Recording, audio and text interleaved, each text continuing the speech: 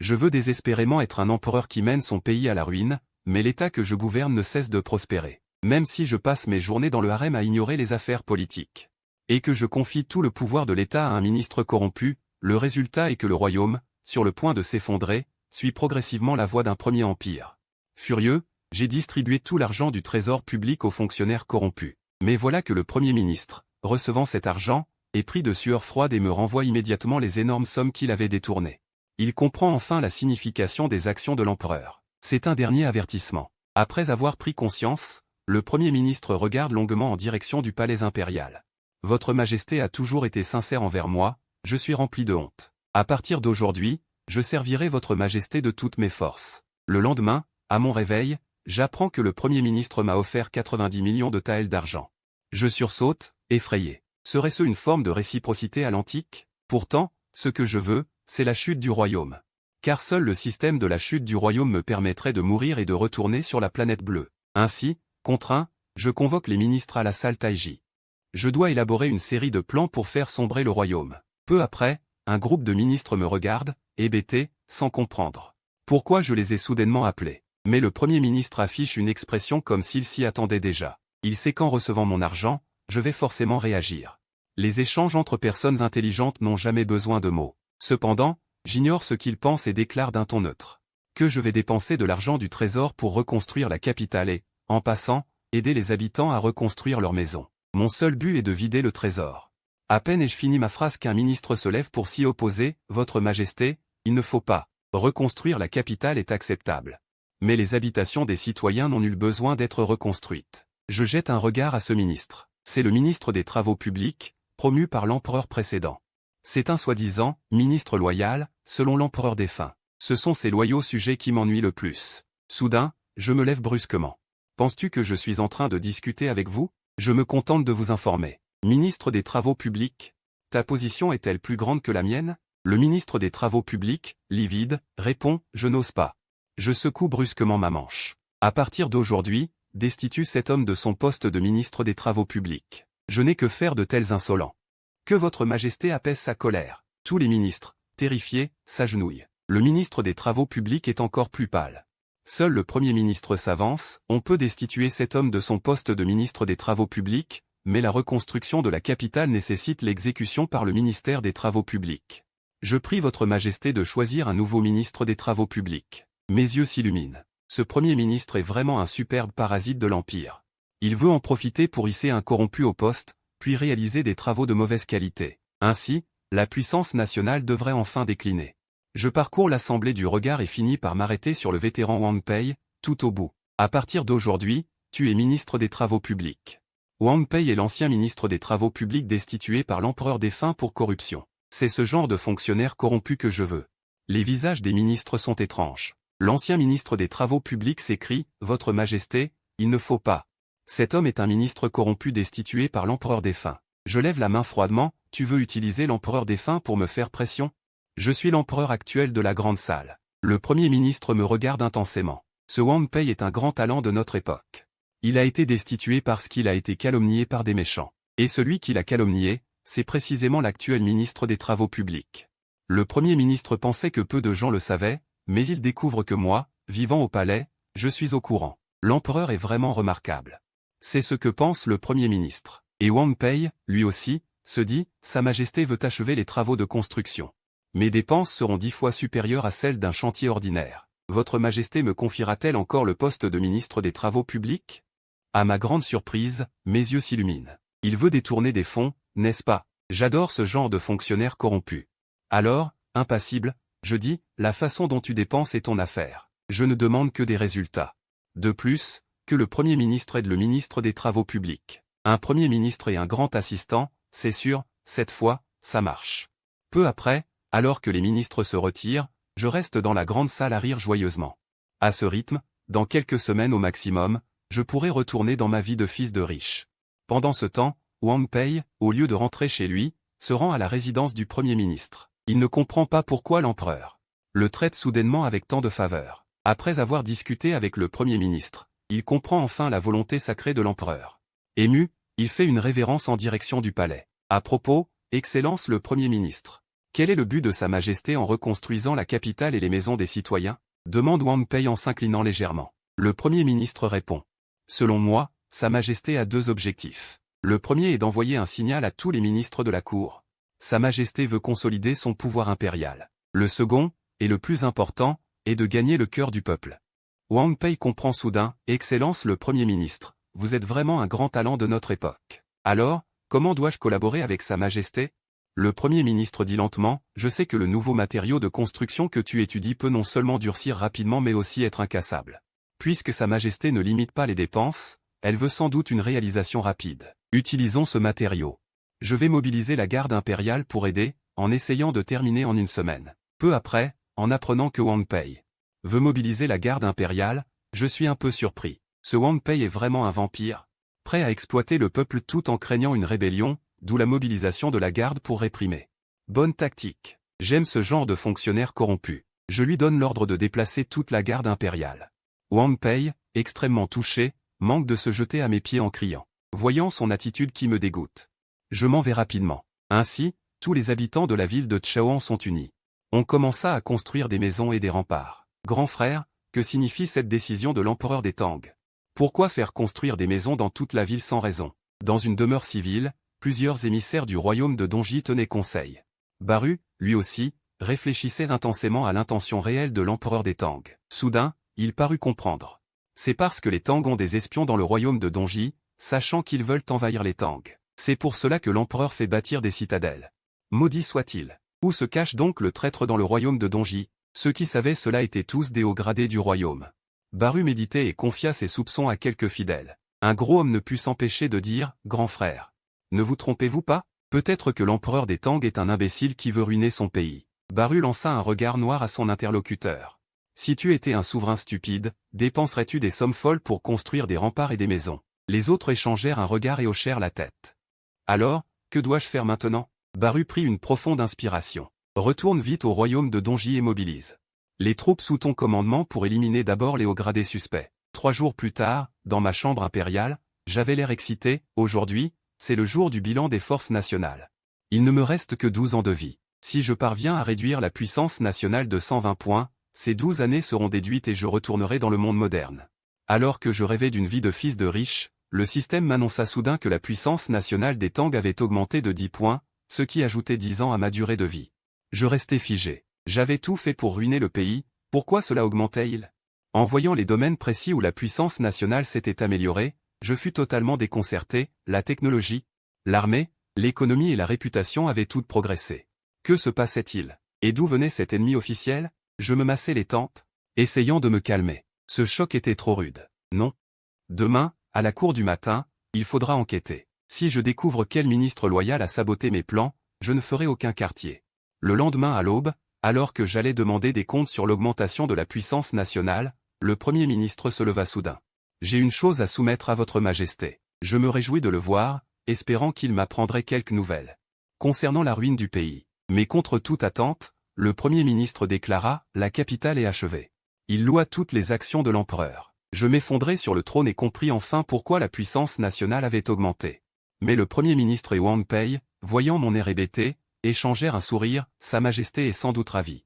Pourtant, la seconde suivante, l'inattendu se produisit, je fixai Wang Pei d'un œil dur et dis, l'oncle impérial est âgé. Je lui offre 10 arpents de bonnes terres et lui accorde le droit de retourner dans ses terres pour y finir ses jours.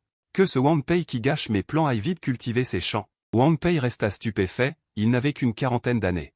Il pouvait encore servir plusieurs années. Cependant, en regardant le Premier ministre, il vit celui-ci hocher légèrement la tête. Wang Pei s'agenouilla aussitôt pour recevoir l'édit. Soulagé, je repris la parole d'un ton désinvolte. Je m'apprête à déclencher une guerre extérieure. Qu'en pensez-vous? J'ai réfléchi. Pour ruiner les Tang en peu de temps, il faut recourir à des moyens radicaux, comme une guerre énormément coûteuse. Mais mes paroles firent immédiatement bouillonner la cour. D'innombrables ministres s'écrièrent, « Sire, surtout pas. Les Tang ne peuvent actuellement pas soutenir une armée. » Ces paroles, pourtant, me remplirent d'une joie intérieure. Vous dites que c'est impossible, donc c'est forcément possible. Soudain, le Premier ministre se leva. J'ose demander une chose à votre Majesté. Les 100 fonctionnaires se turent, espérant qu'ils sauraient dissuader l'empereur. Mais moi, je me retins de rire, ce compagnon de ruine du pays allait sûrement me demander quelles étaient mes chances de victoire. Permettez-moi de demander, Sire, contre quel pays lancer cette guerre? Et pour quel motif? Je réfléchis un instant. En fait, je ne le sais pas vraiment. Tant pis, choisissons un au hasard. Je veux attaquer le royaume de Donji. Quant au motif, je me souviens que l'année dernière, l'émissaire de Donji, lors de sa visite, posa le pied gauche en premier dans la salle. C'est un manque de respect, car notre Tang honore le pied droit. Les ministres regardèrent tous leurs pieds, essayant de se rappeler quel pied ils avaient posé en premier en entrant. Le Premier ministre se montra aussi un peu impuissant, mais il choisit de soutenir l'idée. Alors que les ministres commençaient à approuver. Le général Nullet s'avança soudain, que le soldat de garde entre vite. Le simple soldat, tout décontenancé, entra à contre-cœur dans la salle. Votre sujet Anu salue votre majesté. Je hochai la tête. J'ai décidé de lever une armée pour punir le royaume de Donji. Tu seras le général en chef de cette expédition. Ainsi, c'était sûr. Confier le commandement à un simple soldat? Si une telle armée gagne, j'aurai la diarrhée sur le champ. Les ministres restèrent muets. Incapables de faire changer d'avis un empereur décidé, ils tournèrent les yeux vers le Premier ministre. Mais, contre toute attente, au lieu de le dissuader, le Premier ministre demanda des détails. Votre Majesté, combien de troupes enverrez-vous pour cette expédition? Comment veux-tu que je sache combien de soldats j'ai? Wang Pei, excédé, demanda à son tour, Premier ministre, pourquoi votre Majesté retire-t-elle soudainement ma charge? Le Premier ministre, d'un air détaché, répondit, Sa Majesté veut que tu rentres cultiver tes champs. Tu comprends vraiment le sens de ces paroles? Wang Pei ricane. Destitué de son poste, rentrer cultiver les champs, qu'est-ce que ça pourrait bien signifier d'autre? Le Premier ministre plisse les yeux et dit, je me souviens que ta région natale est dans le Guangzhong, n'est-ce pas? Et le Guangzhong a aussi le surnom de grenier du royaume. Les yeux de Wang Pei s'écarquillent soudain, Sa Majesté voudrait-elle? Le Premier ministre acquiesce en souriant, Sa Majesté te demande de gérer la région du Guangzhong. Comme base pour les futures conquêtes de Sa Majesté. Recevoir une telle confiance de Sa Majesté, je t'envie presque. Wang Pei, gêné, risottement, puis songe à quelque chose, alors pourquoi Sa Majesté ne le dit-elle pas clairement? Le Premier ministre secoue la tête, quel souverain de grand talent et de grande stratégie n'aurait pas de carte cachée? Sa Majesté t'a placé comme carte secrète dans l'ombre. Wang Pei frémit d'excitation, mais il lui reste une incompréhension, alors pourquoi Sa Majesté a-t-elle confié le commandement à un simple soldat? À cela, le Premier ministre sourit mystérieusement, c'est là que réside la force du regard de Sa Majesté. Dans l'histoire, le royaume de Han eut un grand stratège militaire, nommé Hanshin, et ce Han Yu est un descendant de Hanshin. Sa Majesté l'a reconnu d'un seul coup d'œil. Le vieux ministre admire cela. Pendant ce temps, Han Yu, le cœur agité, rentre chez lui, il peut enfin déployer ses talents. Sa Majesté savait certainement qu'il existait dès le début, sinon comment aurait-elle pu confier l'autorité militaire à un simple soldat? Même un souverain incompétent ne ferait pas cela. Soudain, il crie dans la pièce, « Femme, sors-moi tous ces livres de stratégie. Je veux les relire un par un. Je veux mener cette bataille de manière éclatante. » De l'autre côté, au palais impérial, l'eunuque Shu présente un mémorandum. Envoyé par le Premier ministre tout à l'heure. Je hausse légèrement un sourcil, bien. Puisque c'est le Premier ministre qui l'envoie, regardons-le. Cependant, dès que je l'ouvre, je sursaute en voyant le texte dense. Il énumère toutes sortes de besoins pour la campagne. Je me masse les tempes, dit au Premier ministre. Qu'il fasse comme il l'entend. Ce belliqueux a du vrai talent. On se connaît bien, toi et moi. Ce n'est que de la corruption, non? Pourquoi me la mettre sous les yeux tant de fois? Bientôt, une semaine s'écoule. J'obtiens ce que je souhaite, en raison des mouvements militaires, la puissance nationale a chuté de 10 ans. Et ma durée de vie a été réduite d'1 an. Cela me remplit d'exaltation, dès que la guerre éclatera. Je crois que ma vie sera immédiatement écourtée. Alors que je rêve du jour de mon retour, l'eunuque Shu me rappelle soudain. Aujourd'hui, c'est le jour du départ de l'armée expéditionnaire de l'Est. Sa Majesté doit encourager les soldats. Je me lève aussitôt pour les exhorter. Bien sûr, il faut y aller. Une fois l'encouragement fait, l'armée pourra partir. À ce moment, dans le camp, 100 000 soldats. Des soldats chancelants et désordonnés, certains tenant à peine leurs armes. Général Han, est-il nécessaire de partir en campagne si vite? Avec un tel état militaire, il sera difficile de remporter la victoire, dit le Premier ministre en fronçant les sourcils. Mais Han Yu secoue la tête, je ne supporte pas que Sa Majesté soit mal comprise par le monde. Il faut remporter une victoire rapidement. Pour prouver que le choix de Sa Majesté est juste. Quant à l'état militaire, je me souviens qu'il y a beaucoup de bandits en chemin. Former les troupes par le combat. D'ici à la frontière du royaume des Donji, ce sera à peu près prêt. Le Premier ministre regarde Han Yu d'un air profond. Digne descendant de Hanshin, sur le plan militaire, je ne lui arrive pas à la cheville. Han Yu veut ajouter quelque chose. Mais soudain, je surgis de derrière. Cependant, dès que j'entre dans le camp, je vois une armée en désordre. Mais curieusement, mon visage ne peut s'empêcher de s'illuminer de joie, un état militaire chaotique. Un simple soldat comme général. Si cette campagne est encore victorieuse, je me mets la tête en bas et je me vide. Et je le remange tout. Votre Majesté, cet état militaire. Anu s'apprête à expliquer. Mais je lève la main en réprimant mon rire, Général Han, l'armée est entièrement sous votre responsabilité. Moi, l'empereur, n'interviendrai pas. Les yeux de Han Yu rougissent, il n'imaginait pas que l'empereur lui faisait une telle confiance. Mais moi, je ne connais pas ses pensées. Je monte sur l'estrade, soldat. Avez-vous confiance en cette expédition de l'Est? Contre toute attente, les 100 000 soldats se regardent, ébahis.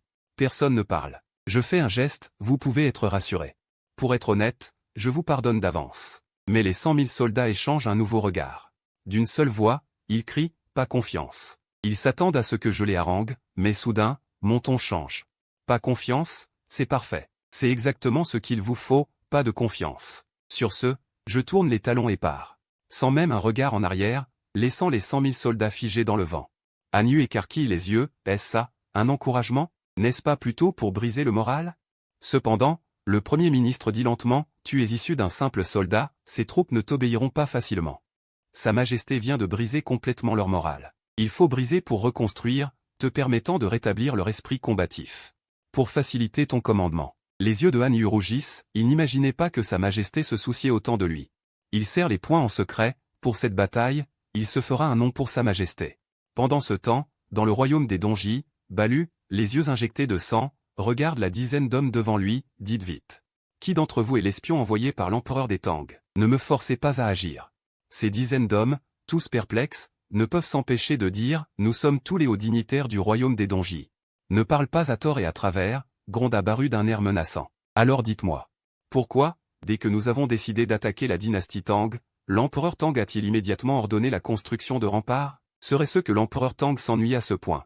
Au point de vouloir ruiner son royaume. Mais quelqu'un répliqua aussitôt, ce n'est peut-être qu'une coïncidence. Peut-être que l'empereur Tang s'occupe de quelque affaire d'État. Baru réfléchit un instant, se demandant s'il n'avait pas agi trop impulsivement. Il s'apprêtait à dire quelque chose quand, soudain, un soldat s'exclama, « Général, un rapport urgent du front. » Baru prit la lettre, et dès qu'il en lut le contenu, son visage changea radicalement. « Vous prétendez encore qu'il n'y a pas d'espions? L'empereur Tang a levé 100 000 soldats pour attaquer notre pays d'Orient. » Sur ce, Baru regarda avec colère la réaction des hauts dirigeants d'Orient. Qui aurait cru que l'empereur Tang était si habile, même un espion joue si bien la comédie, puisqu'il en est ainsi, qu'ils ne s'attendent pas à ma clémence.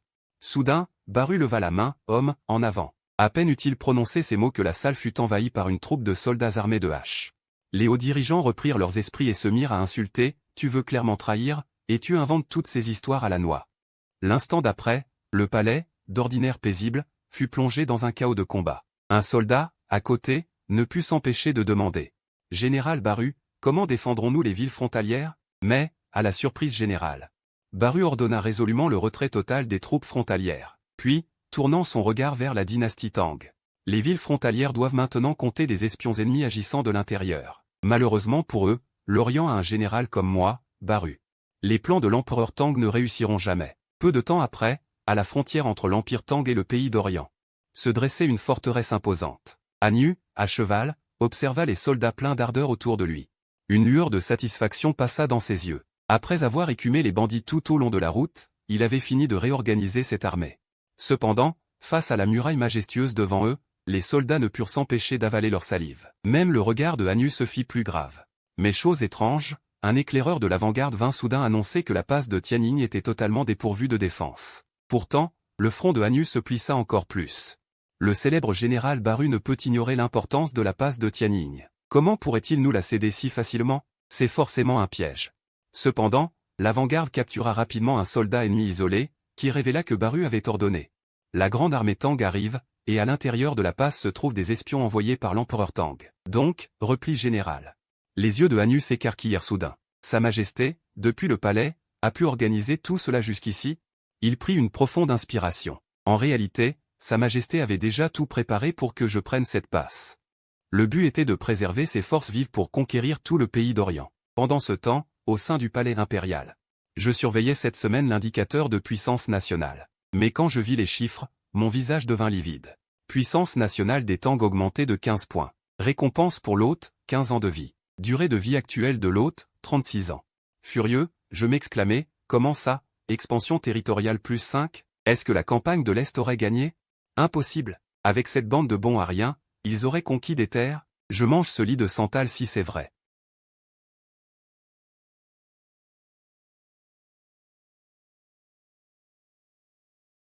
Pas question que le roi Zanxi, qui garde si bien la frontière, se révèle un si bon frère. Il a vraiment du talent, ce grand frère.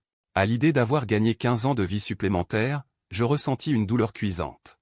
À ce moment-là, à la frontière occidentale des Tang, le roi Zanxi, Li Ming, regarda son conseiller, après avoir attendu si longtemps. Pourquoi ne pas lever l'étendard de la rébellion maintenant? Mais le conseiller répondit simplement, il faut attendre la défaite de l'armée de l'Est. Alors, l'empereur perdra toute autorité morale. À ce moment-là, se soulever sera légitime, pour la succession impériale. Le roi Zanxi acquiesça. Il s'apprêtait à féliciter quelqu'un quand un soldat accourut rapidement. Mon prince, les premières nouvelles de la campagne sont arrivées. Le roi Zanxi fronça les sourcils. Le ciel serait-il de mon côté? Il prit aussitôt le rapport et manqua de s'évanouir de rage. Anu a pris la passe de Tianning sans perdre un seul soldat, ce qui équivaut à conquérir la moitié du pays d'Orient. De l'autre côté, au palais. De mauvaise humeur, je recevais le général Niulet. Majesté, j'ai appris que le roi Zanxi pourrait avoir l'intention de se rebeller. À ma grande surprise, mon visage s'illumina. Ce salaud de grand frère veut trahir? Serait-ce que ces conquêtes territoriales servaient à accumuler des forces pour se révolter? Bien, j'aime ce genre de grand frère. Ce frère est vraiment. Pourquoi n'a-t-il pas dit plus tôt qu'il voulait se rebeller? Mais je fronçai vite les sourcils. Ce grand frère refuse de se soulever maintenant. Serait-ce qu'il se sent trop faible? Non, il faut que je l'aide. D'abord, donnons-lui le sceau de commandement militaire. Son camp manque aussi de talent, je dois lui envoyer ses loyaux sujets. Après quelques recherches, j'identifiai près de 50 fidèles ministres, tous recommandés par l'ancien empereur à mon prédécesseur dans ses mémoires. Pas étonnant que mon royaume prospère malgré mes efforts pour le ruiner. Ce sont ces 50 salauds qui sabotent tout. Peu après, la nouvelle se répandit rapidement hors du palais, stupéfiant une foule de gens. Les 50 personnes mutées étaient complètement abasourdies. Assignées sans raison à une terre désolée. De l'autre côté, au manoir du Premier ministre, un groupe de ministres corrompus et véreux se rassembla. Le Premier ministre déclara, « Voici venu le moment de montrer ce que vous valez. Comprenez-vous maintenant la véritable intention de Sa Majesté ?» Plus de 30 fonctionnaires ont hoché la tête avec enthousiasme. Ils pensaient que l'empereur pratiquait le non-agir, mais tout était faux. Sinon, comment ce réaménagement du tribunal aurait-il pu éloigner tous ces véritables ministres perfides? Ces fonctionnaires transférés étaient tous ceux qui trompaient supérieurs et subordonnés sous le règne de l'empereur précédent, et que celui-ci appelait ministres loyaux. Sur la frontière du Grand Tang, à bride abattue, le sceau de commandement fut rapidement livré au prince de Zanxi. Cependant, dès que le prince de Zanxi vit le sceau de commandement pour mobiliser les troupes, il fut aussitôt pris de sueur froide. Que veut dire l'empereur? Il veut que je me révolte, et en plus il me donne le sceau de commandement? Il convoqua immédiatement son premier conseiller. C'est-à-dire Goshu, précédemment mentionné. En voyant le sceau de commandement, Goshu fut lui aussi pris d'une grande agitation. « Prince, comment cet objet se trouve-t-il entre vos mains » dit-il avec stupeur. L'importance du sceau de commandement est indescriptible, grâce à lui, on peut mobiliser n'importe quelle armée sous le ciel. Comment cette chose a-t-elle pu tomber entre les mains de ce prince, demanda Li Ming, très étrangement. Goshu raconta la provenance. Goshu resta abasourdi. Quelle plaisanterie est-ce là? L'empereur, sans raison, a envoyé à toute vitesse le sceau de commandement à ce prince qui veut se rebeller. Qu'est-ce que cela signifie? La convoitise brilla dans les yeux de Li Ming. Regardant le sceau de commandement dans sa main, il dit, « Goshu, penses-tu que nous pouvons, grâce à ce sceau, lever directement une armée et renverser l'empereur » dit Goshu avec surprise. « Prince, l'empereur a personnellement envoyé le sceau entre vos mains. Le prince pense-t-il que l'empereur » À ces mots, Li Ming sentit un froid dans son corps, ses vêtements trempés de sueur. « Oui, l'empereur ose envoyer le sceau ici. N'a-t-il pas peur que vous mobilisiez des troupes et vous souleviez? Renverser son règne? Puisque l'empereur a osé envoyer le sceau, il a sans doute déjà tout préparé. S'il ose lever une armée, ne risque-t-il pas de perdre la tête instantanément? Après tout, l'empereur a déjà silencieusement fait entrer des espions dans le col de Tianning, et le royaume des Yi de l'Est n'a même pas osé combattre. Et a cédé le col de Tianning. Qui sait, peut-être y a-t-il aussi des espions de l'empereur autour de lui. En ce moment, chacun de ces mouvements est sous les yeux de l'empereur, ou dans sa propre sphère. En réalité, elle est déjà remplie d'informateurs de l'empereur. Y réfléchir est terrifiant. Li Ming, saisi de peur, eut des sueurs froides. Il demanda précipitamment, « Goshu, que penses-tu que l'empereur veut dire exactement ?» Goshu garda les yeux fixés sur le sceau de commandement. Après avoir regardé longtemps, il parla posément, « Prince.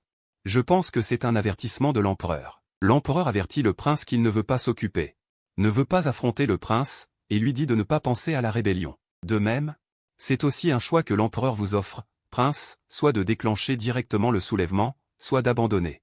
En parlant, sa poitrine se soulevait malgré lui. Il était stupéfait par les méthodes de l'empereur. N'est-ce pas trop radical, demanda Li Ming, abasourdi et effrayé.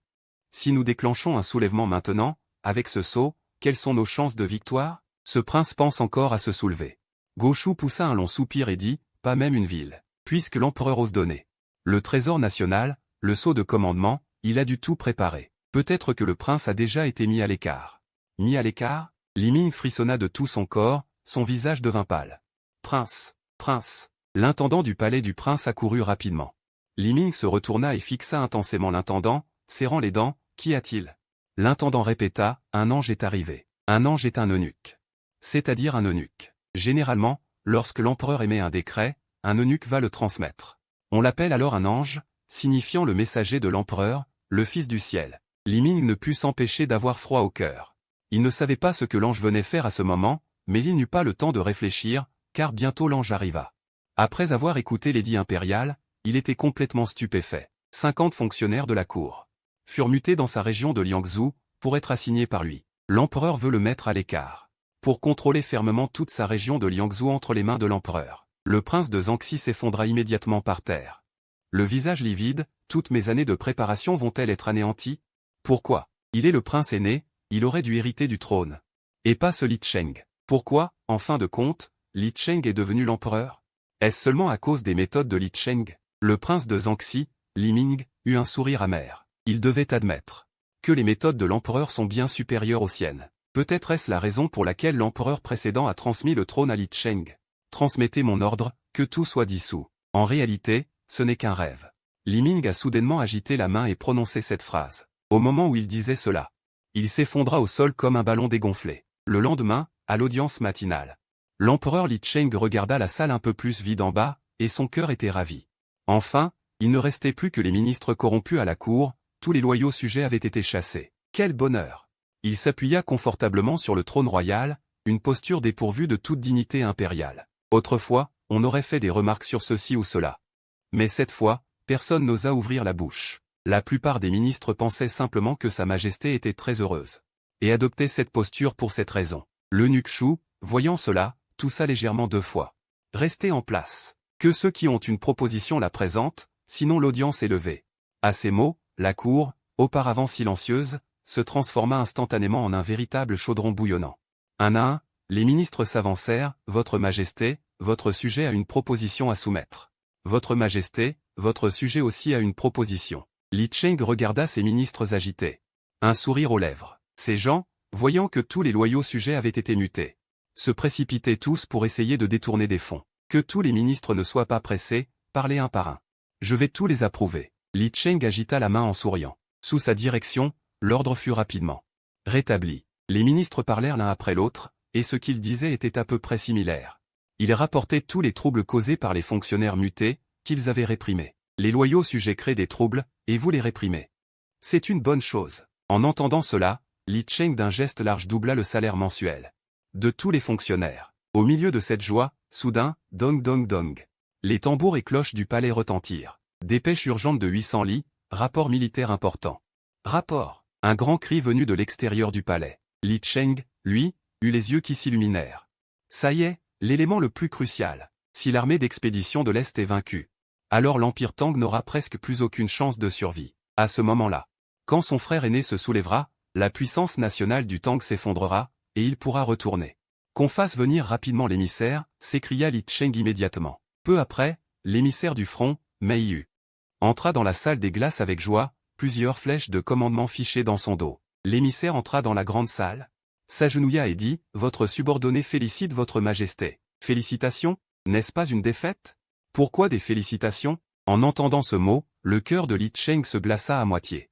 Mais il gardait encore une lueur d'espoir. Serrant les dents, il demanda, lis le rapport de bataille. L'émissaire, le visage rayonnant, prit le rapport et lut, en la 2e année de Chandli. Votre général, sur ordre de votre majesté, a personnellement mené une armée de 100 000 hommes en campagne pour punir le royaume de l'expédition de l'Est. Les hostilités commencèrent en la première année de Chandli, lorsque l'émissaire du royaume de l'expédition de l'Est entra dans la salle des glaces et posa d'abord le pied gauche. Les gardes, ne respectant pas votre majesté. Chandli était le nom de l'ère de cette dynastie. Simplement, ce motif de guerre fit tressaillir les lèvres des fonctionnaires civils et militaires. Parce que dans le Tang, le côté droit était considéré comme supérieur, et ces derniers jours, lorsqu'ils entraient dans la salle, ils posaient d'abord le pied droit, craignant de heurter l'empereur, de peur qu'un jour l'empereur ne s'en prenne à eux. Et qu'il n'ait alors une raison valable. Peut-être que dans 10 ans, ils tomberaient soudain sous le coup d'un interdit de l'empereur. L'émissaire continua sa lecture. Votre général, en campagne contre le royaume de l'expédition de l'Est, remercie Sa Majesté pour ses plans. Notre armée impériale a pris le col de Tianying, puis a conquis 15 villes du royaume de l'expédition de l'Est. Maintenant, elle est aux portes de sa capitale. Veuillez, votre majesté, indiquer la marche à suivre. Clang! Li Cheng sentit un froid glacial l'envahir. Quoi? L'armée d'expédition de l'Est a vraiment gagné? Même cette bande de bras cassés a pu gagner? Ce royaume de l'expédition de l'Est doit être d'une faiblesse. Seraient-ce tous des sauvages? Tellement facile à battre. Non, ce n'est pas ce à quoi je devrais penser maintenant. Li Cheng prit une profonde inspiration. Conquérir 15 villes ennemies, quand on mesurera la puissance nationale la semaine prochaine. Les indicateurs vont exploser. Non, je ne peux absolument pas laisser la puissance nationale augmenter follement. Ordre direct de retirer l'armée et d'abandonner toutes les villes. Est-ce possible? Li Cheng s'apprêtait à annoncer cet ordre quand le système l'avertit soudain, c'est un acte illégal de ruiner le pays. Il resta figé. Même ça, c'est illégal pour ruiner le pays, mais en y réfléchissant, c'était logique. Ces 15 villes faisaient désormais partie du territoire Tang. Retirer l'armée maintenant équivaudrait à céder du territoire. Comment le système ne l'aurait-il pas averti? Non, il faut trouver une excuse. Li Cheng se mit à chercher désespérément une raison. En bas, les nombreux ministres s'inclinèrent tous ensemble. Nous, vos sujets, félicitons votre majesté. Comment ces ministres pouvaient-ils le croire? Ils étaient totalement contre l'expédition vers l'Est. Qu'un simple soldat des troupes voisines devienne général et remporte la victoire? Pas de plaisanterie, mais la réalité leur a infligé une gifle cinglante. Cette expédition vers l'Est fut une victoire, et non une petite victoire, mais une grande victoire, les armées aux portes de la capitale ennemie. Si l'on continuait à avancer, annexerait-on directement tout le royaume de l'Est? Le royaume de l'Est avait toujours été un obstacle à l'Est pour la Grande Tang, entravant la connaissance de l'Empire Tang du monde extérieur. Si l'on annexait le royaume de l'Est, la Grande Tang pourrait-elle voir un nouvel horizon? Li Cheng, regardant les ministres prosternés, serra les dents. Quoi qu'il arrive, il ne fallait à aucun prix laisser les résultats de la guerre s'étendre davantage. Il frappa dans ses mains. Transmit un décret, ordonné à Han Yu de ne plus attaquer les villes du royaume de l'Est.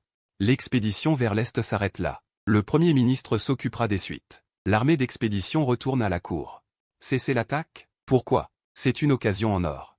Si l'on mobilisait toutes les forces du pays, le royaume de l'Est serait presque inévitablement conquis. De nombreux ministres regardèrent Li Cheng, perplexes, comme s'ils attendaient une explication. Mais Li Cheng, le regard perdu vers l'extérieur du palais, afficha une mine affligée.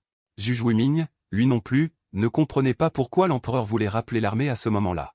Mais quand il vit l'expression de l'empereur, tout devint soudain clair. Une foule d'idées lui traversa l'esprit. Il poussa un long soupir, s'avança et dit « Votre sujet se conforme au saint décret de Sa Majesté ». De nombreux ministres le regardèrent, perplexes. Mais Zhu Juiming leur fit un geste de la main. « Nous en reparlerons de retour. » Fin de l'audience. Li Cheng, las, prononça ces mots. L'eunuque Shu, d'une voix forte, cria « Fin de l'audience ». Li Cheng se leva et se dirigea vers l'extérieur. L'air préoccupé. « Vos sujets saluent Sa Majesté ». Tous les fonctionnaires se prosternèrent. Ils ne se relevèrent que lorsque Li Cheng se fut un peu éloigné. Les ministres civils et militaires échangèrent des regards, puis sortirent de la salle de l'empereur céleste, l'air troublé. Ils entourèrent Zhu Juiming, voulant qu'il leur explique la volonté de Sa Majesté. Zhu Juiming, debout devant la salle de l'empereur céleste, regardant la silhouette en robe jaune qui s'éloignait, soupira et dit « Sa Majesté est un véritable acteur. Que veux-tu dire ?» Devant la salle de l'empereur céleste, les ministres de Zhu le regardèrent, perplexes. Zhu Juiming secoua la tête, soupira et dit « Avez-vous remarqué qu'au début de l'audience, Sa Majesté souriait joyeusement, mais après avoir entendu le rapport de victoire, elle a pris un air préoccupé ?» Les ministres acquiescèrent, en effet. Sa Majesté était très joyeuse en ouvrant l'audience, pourquoi afficher une mine affligée après la victoire? Cela n'a pas de sens. Zhu Juiming plissa les yeux, c'est pourquoi je dis que Sa Majesté est un acteur. Peut-être que depuis l'expédition vers l'Est, elle était constamment préoccupée. Mais devait feindre la joie devant nous, car en tant qu'empereur, elle ne peut montrer de la tristesse. Maintenant que l'expédition vers l'Est a triomphé, Sa Majesté n'a plus pu se retenir et a laissé paraître son vrai visage. Et vous, avant, vous n'arrêtiez pas de faire pression sur Sa Majesté avec cette affaire de l'expédition. Sur ces mots, il s'éloigna à grands pas, comme s'il avait honte de regarder les ministres. Ces ministres se regardèrent les uns les autres. Après avoir écouté l'explication de Zhu Juiming, ils ressentirent tous une profonde culpabilité. Depuis le début de l'expédition vers l'Est, eux, les ministres, n'avaient pas cru au choix de Sa Majesté. Et même tout le monde, dans tout l'Empire, qui croyait que cette expédition vers l'Est pouvait gagner? Sa Majesté, seule, portait la pression de tout l'Empire, et en plus devait sourire devant eux. Quelle difficulté cela représentait! Peut-être devrions-nous aller nous excuser auprès de Sa Majesté, ne put s'empêcher de dire un ministre. Les autres secouèrent la tête, soupirant et parlant tour à tour. Au lieu d'aller nous excuser, mieux vaut consacrer plus d'efforts à l'administration. Pour bien gouverner le pays et rendre la Grande Tang plus forte. Bien dit. Puisque Sa Majesté a toujours caché ses véritables sentiments, c'est qu'elle ne voulait pas que nous les voyions. 2 jours plus tard, dans une ville du royaume de l'Est, Han Yu, assis dans le bureau du gouverneur, reçut 2 messages, l'un était un édit de l'empereur, l'autre une lettre de Zhu Juiming. Après les avoir lus, il sourit, le premier ministre Zhu s'est inquiété que je désobéisse à l'édit. Et a même écrit une lettre personnelle. Tout ce que j'ai vient de Sa Majesté, comment pourrais-je désobéir à son ordre? Vraiment. Han Yu posa l'édit et la lettre sur la table devant lui. Murmurant pour lui-même, continuer à avancer pourrait effectivement anéantir le royaume de l'Est, mais la puissance de la Grande Tang serait complètement épuisée. Chaque jour où l'armée est en campagne entraîne une énorme dépense.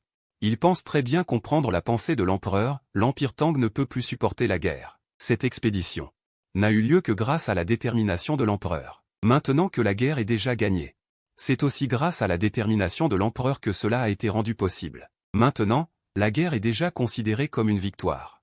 Bien que nous puissions continuer à étendre nos gains, le coût est également élevé, avec une consommation considérable de diverses fournitures. Les pertes de soldats rendront la vie des habitants de la dynastie Tang encore plus difficile. Il pense que c'est pour cette raison que Sa Majesté a ordonné le retour des troupes. Bien qu'il ressente de l'admiration pour la décision décisive de Sa Majesté, continuer la bataille entraînerait de lourdes pertes. Mais une fois le pays de Dongji détruit, les exploits de Sa Majesté surpasseraient ceux de tous les empereurs précédents. Fonder une dynastie est facile, mais la gouverner est difficile. Sans parler d'étendre le territoire tout en gouvernant. Pourtant, Sa Majesté, à ce moment-là, choisit encore de retirer ses troupes pour éviter que la vie des citoyens de la dynastie Tang ne devienne difficile, ce qui montre sa bienveillance. Han Yu s'inclina profondément en direction de la ville de Chang'an, puis ordonna aux 3 armées de retourner à la capitale. Peu après, au palais de Hantian, Li Cheng resta impassible, assis haut sur le trône de dragon. Les officiels civils et militaires se tenaient en 2 rangées, s'efforçant tous de garder un air neutre. Ce salaud, je t'ai ordonné de perdre la bataille, mais tu viens me dire que tu as gagné. Si je me débarrasse de mes bottes maintenant et les jette au visage de ce type, personne ne dira rien, n'est-ce pas? Général Han, vous avez vraiment fait vos preuves. Cette phrase pleine de sarcasme parvint aux oreilles de Han Yu, mais il la prit pour un compliment. Han Yu répondit d'une voix pressée. Tout cela est dû au plan de Sa Majesté. Votre serviteur n'ose pas s'en attribuer le mérite. Li Cheng s'efforça de garder une expression neutre. Prit une profonde inspiration et, trop paresseux pour continuer à discuter, agita la main en disant « Général Han, vous êtes trop modeste. À partir de maintenant, je nomme Han Yu général de la conquête de l'Est, avec un rang de 2e classe. Ses subordonnés méritants seront promus d'un rang, les autres seront gérés par le chancelier. Le général revient à la capitale après la campagne, l'empereur le récompense. Il n'y a rien d'anormal à cela. » Les officiels civils et militaires se regardèrent. Avec les exploits militaires de Han Yu, assumer ce poste de général de la conquête de l'Est était plus que suffisant. Il ne voulait pas non plus s'opposer. Han Yu joignit les mains et dit à voix haute. Votre serviteur remercie Sa Majesté avec gratitude. Li Cheng hocha légèrement la tête et dit. Si vous n'avez rien d'autre, vous pouvez tous vous retirer. Ce n'est pas une audience matinale, c'est simplement parce que la grande armée est de retour à la capitale que tous les officiels sont rassemblés ici. Après que Li Cheng eut fini de parler, un banquet de célébration. Je ne sais même pas combien la prochaine évaluation de la puissance nationale augmentera celle-ci. Et en plus, un banquet de célébration? Tu crois que je ne peux pas te tuer? Li Cheng grinça des dents, puis réfléchit. Ah non, si on rend le banquet de célébration somptueux, la consommation d'argent augmentera forcément. Cela ne réduira peut-être pas beaucoup la puissance nationale, mais au moins cela la fera baisser un peu. Ce chancelier mérite vraiment d'être son bon allié. Le regard que Li Cheng porta à Zhu Juiming devint beaucoup plus doux. Son allié le comprenait vraiment. Il agita sa manche et dit, alors ce soir, organisons un banquet de célébration. Au bureau des banquets impériaux, tous les officiels civils et militaires doivent venir, accompagnés de leurs familles. De plus, dans les camps militaires, récompensons les 3 armées. Toutes les dépenses seront couvertes par le trésor public. Le bureau des banquets impériaux est l'endroit où l'empereur invite ses ministres. Vos serviteurs remercient Sa Majesté avec gratitude. Tous les ministres s'agenouillèrent à nouveau pour remercier. Li Cheng sortit à grands pas. Mais les ministres étaient enthousiastes. Combien de temps s'était écoulé depuis leur dernier banquet au bureau des banquets impériaux, sous l'empereur précédent, la 17e année. L'empereur précédent était d'une avarice extrême, refusant catégoriquement d'inviter les ministres, encore moins de les recevoir au bureau des banquets impériaux. Sous le règne de Li Cheng, qui n'était pas encore long, il n'avait jamais non plus invité les ministres. C'était donc la première fois que Li Cheng, depuis son avènement, invitait tous les ministres, et en plus au bureau des banquets impériaux. Après la cour, Zhu Juiming et Han Yu sortirent ensemble du palais, échangeant des conversations. Félicitations, Général Han. À un si jeune âge, vous êtes déjà officier de 2e classe, un avenir radieux. Zhu Juiming dit en marchant avec un sourire. Han Yu secoua la tête en souriant, suivant l'autre et dit. Le chancelier plaisante. Comparé à vous, je suis bien en deçà. Zhu Juiming sourit légèrement. Vous avez un tempérament stable. Ne soyez pas modeste. Avec le temps, vous serez sans aucun doute le premier homme de l'armée de la dynastie Tang. Face à cette évaluation, Han Yu ne se montra pas modeste, mais sourit en reconnaissant le fait. Compte tenu de la force actuelle de l'armée de la dynastie Tang, il était effectivement très confiant. Donnez-lui quelques années pour mûrir.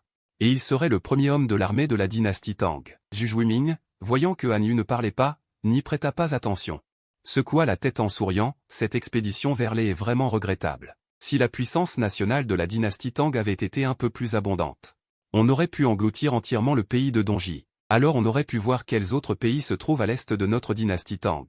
Sa voix portait une profonde lamentation. Chancelier, en fait, lors de cette expédition vers l'est. En occupant ces 15 villes, l'une d'elles m'a permis de prendre contact avec un autre pays. Han Yu joignit soudain les mains et dit. Zhu Juiming haussa un sourcil, pourquoi ne l'avez-vous pas dit à Sa Majesté? Han Yu haussa les épaules, je ne connais pas les pensées de Sa Majesté, donc je n'ose pas le dire ouvertement.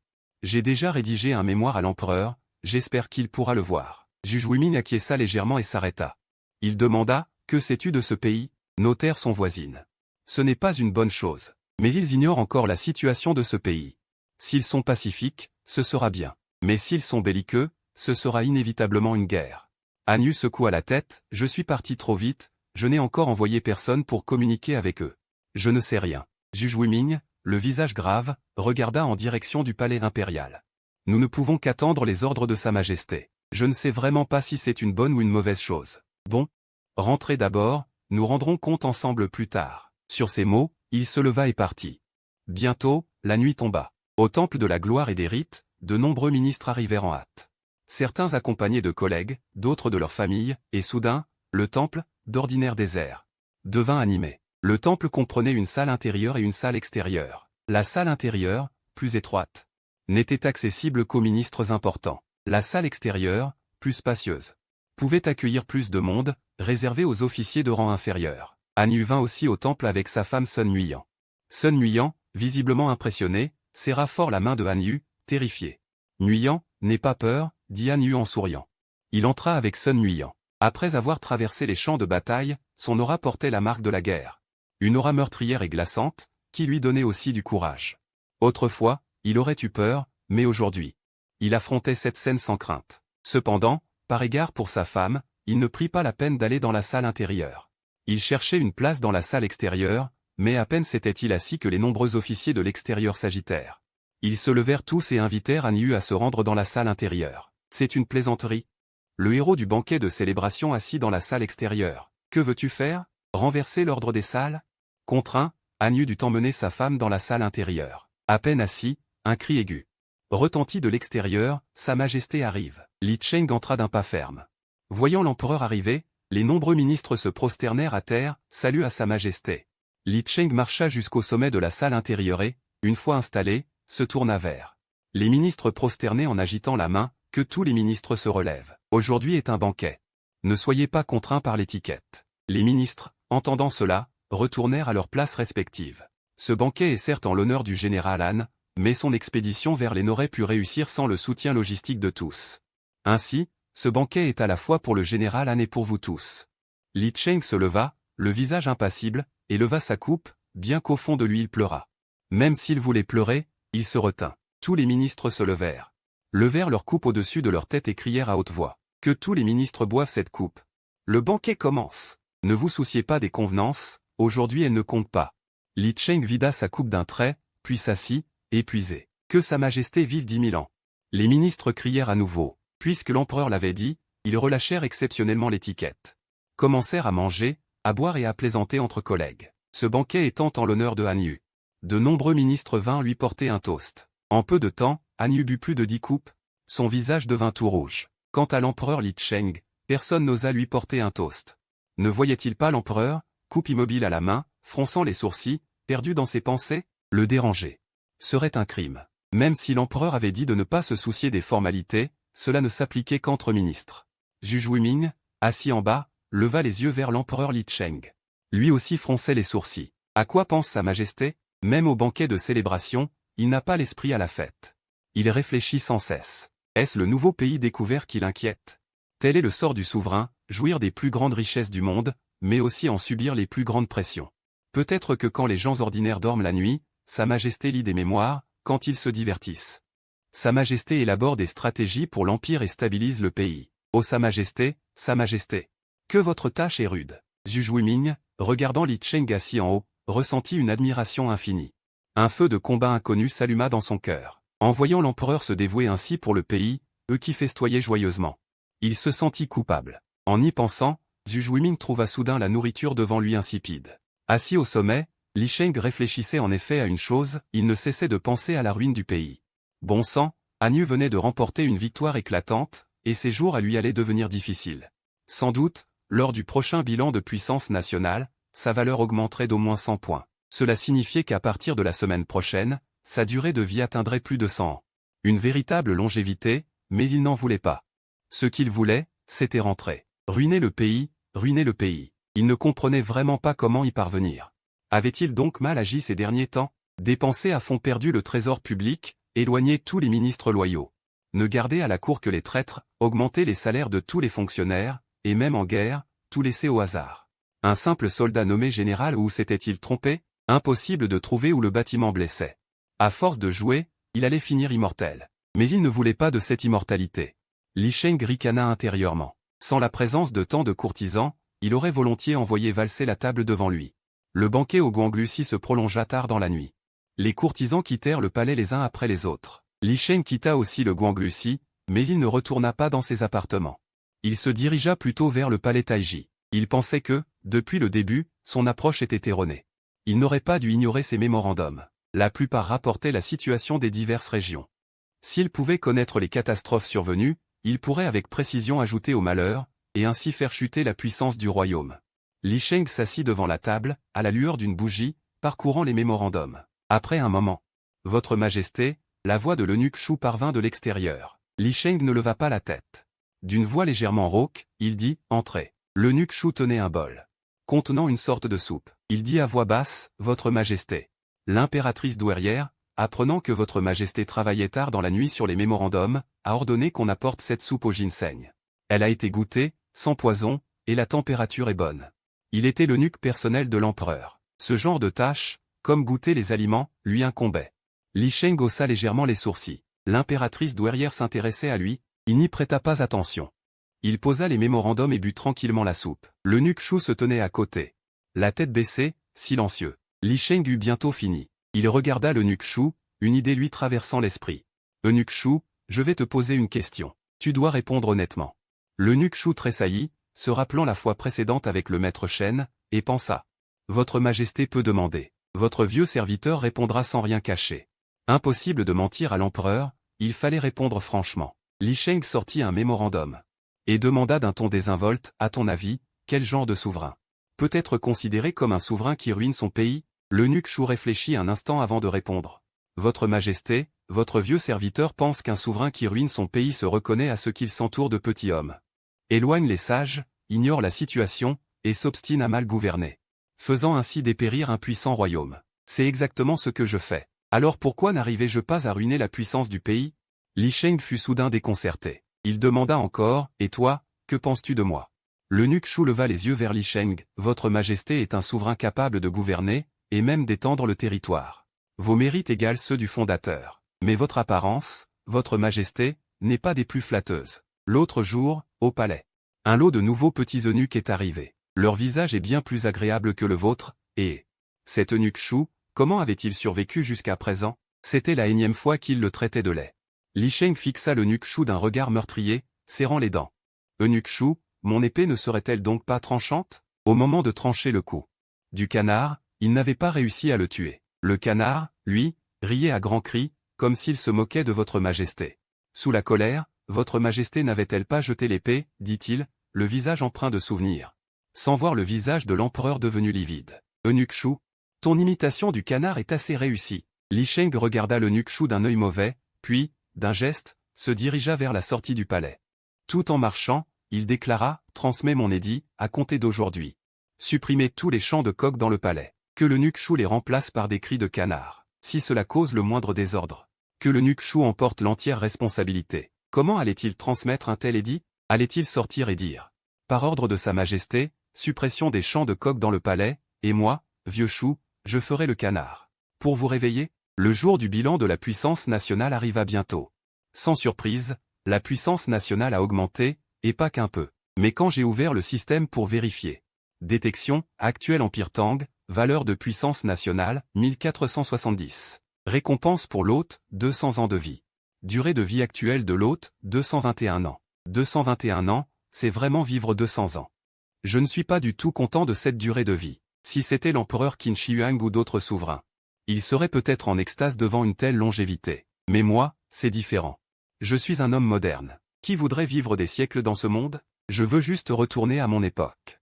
Continuer ma vie de fils riche. Non, je dois me ressaisir. Il reste encore une chance. Un peu plus de 200 points de puissance nationale. Je suis sûr que je peux les dilapider.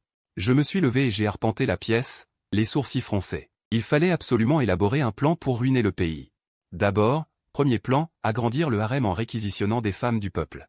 Les intégrer au palais. Cela créera non seulement d'énormes dépenses économiques, mais aussi, aux yeux du peuple, une image de souverain aveuglé sans scrupules, ce qui fera perdre la confiance populaire. C'est un moyen de faire d'une pierre deux coups. Deuxième plan, provoquer les États ennemis. J'ai vu plus tôt dans un mémorandum qu'à l'est de la Grande Tang, on était entré en contact avec un nouveau pays. On peut partir de là, provoquer l'ennemi pour qu'il envoie des troupes attaquer. À ce moment-là, je forcerai l'arrêt des troupes qui voudraient porter secours. Je laisserai l'ennemi envahir. Cela épuisera considérablement la puissance nationale. Pour l'instant, ce seront ces deux axes, qui serviront de stratégie générale pour ruiner le pays. Il n'y a pas de temps à perdre, je peux l'annoncer dès maintenant. Je suis sorti du palais, j'ai jeté un coup d'œil au ciel dégagé, puis je me suis tourné vers un.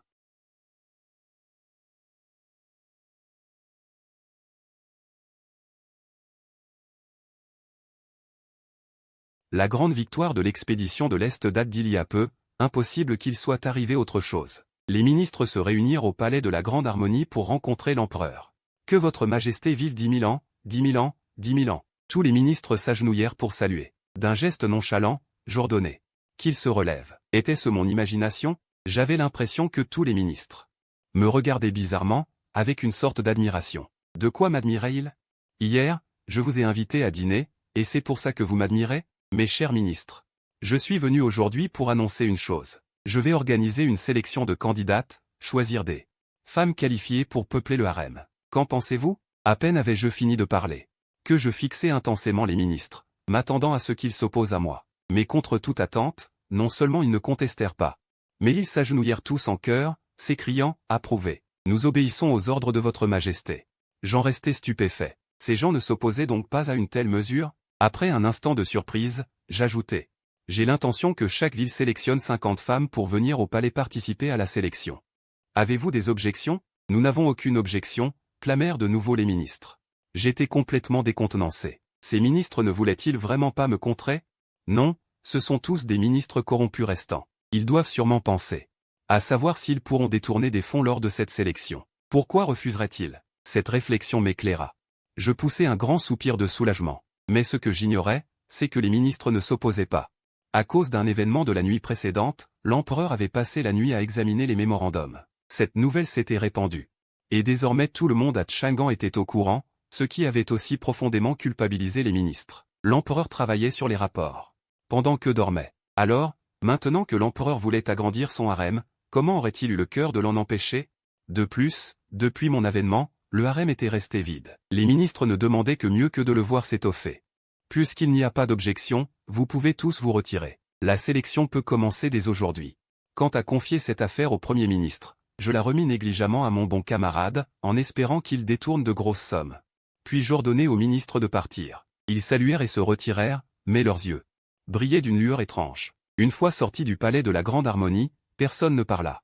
Au contraire, d'un commun accord, ils se dirigèrent vers la résidence du Premier ministre. Zhu Juiming, voyant cela, afficha un sourire mystérieux sans rien dire, et accompagna les ministres jusqu'à sa propre demeure. Ces hauts fonctionnaires ne dirent mot, attendant tacitement que Zhu Juiming prenne la parole le premier. Zhu Juiming secoua la tête en souriant. « Vous êtes tous venus pour les 50 places de sélection de Chang'an, n'est-ce pas? Comment aurait-il pu ne pas deviner leurs pensées? Chacun voulait envoyer ses parents ou proches participer à la sélection au palais. Puisque le harem n'a pas de maîtresse aujourd'hui, qui sait si l'un de leurs parents ne deviendrait pas la souveraine du harem? Il se peut que Sa Majesté ait depuis longtemps deviné les intentions des ministres, et c'est pourquoi elle a confié cette affaire à lui. Sinon, cela aurait normalement été confié à Libulé. Sa Majesté est vraiment une fine actrice. » Après avoir entendu les paroles de Zhu Juiming, tous les ministres affichèrent un sourire malveillant. C'était ça. « Chancelier, je pense que je peux obtenir une place. » Han Yu prit la parole le premier. Ne riez pas sous cap. Tous les regards des ministres convergèrent instantanément vers Han Yu. Officier de 2e rang, général de l'expédition de l'Est, chef de cette campagne orientale. Il mérite effectivement cette place. Les ministres hochèrent la tête en leur fort intérieur, mais Zhu Juiming regarda Han d'un air étrange. Une fille ou une parente, quelque chose comme ça. Han Yu éclata de rire. Je rentre ce soir et je repars. L'année prochaine, peut-être, je peux réserver la place maintenant. Les visages des ministres s'assombrirent immédiatement.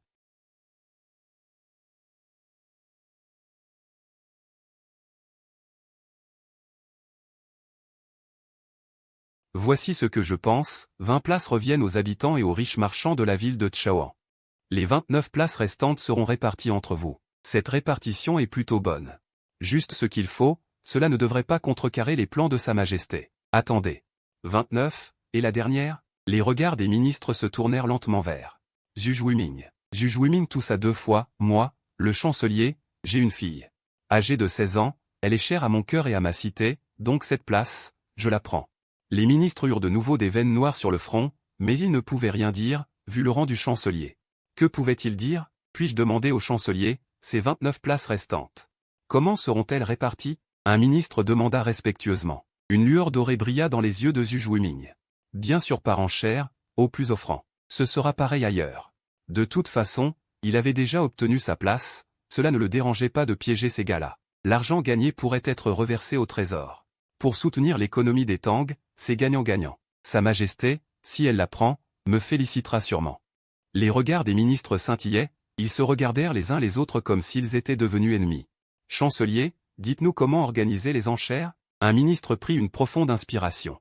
Et demanda. Les yeux de Zhu Juiming brillaient d'or, le prix de départ est de 1000 taels. Des objections? 1000 taels. Les ministres furent tous stupéfaits.